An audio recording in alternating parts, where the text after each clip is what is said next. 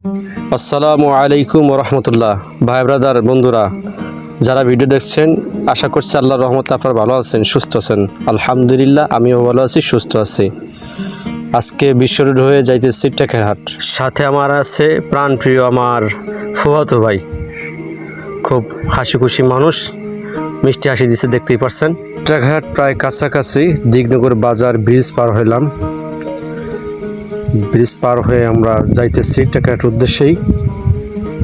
এই সামনে গাড়ি আসতেছে, দেখেন এই গাড়িটার কামটা দেখেন, আমাদেরকে চাপ দিছে কিভাবে, বিপদ কি কই আসে বলেন।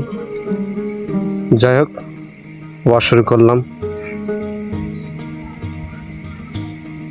তো কোন কারণে যাইতেছি এটা তো আপনাদেরকে বললাম না। যাই হোক, আমরা টেকেরহাট ব্রিজ পার হয়েই আর কি বলি যে কোন কারণে আমরা এই টেকেরহাট পর্যন্ত এত লং জার্নি করে আসলাম।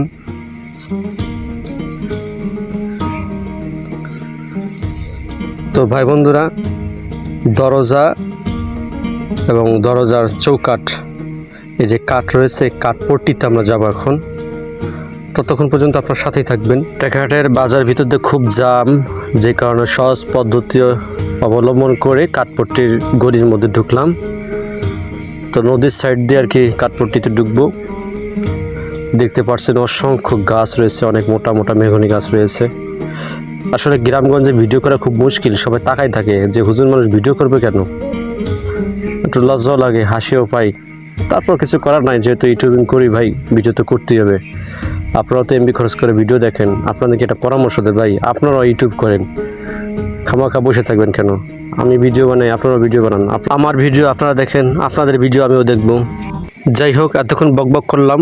চ্যানেলটি যারা সাবস্ক্রাইব করেন নাই, অতি দ্রুত সাবস্ক্রাইব করবেন। আর যারা সাবস্ক্রাইব করে সাথে আছেন, সকলকে আন্তরিক অভিনন্দন, শুভেচ্ছা, বিদায় নিচ্ছি। আসসালামু আলাইকুম রহমতুল্লাহ। প্রিয় বন্ধুরা।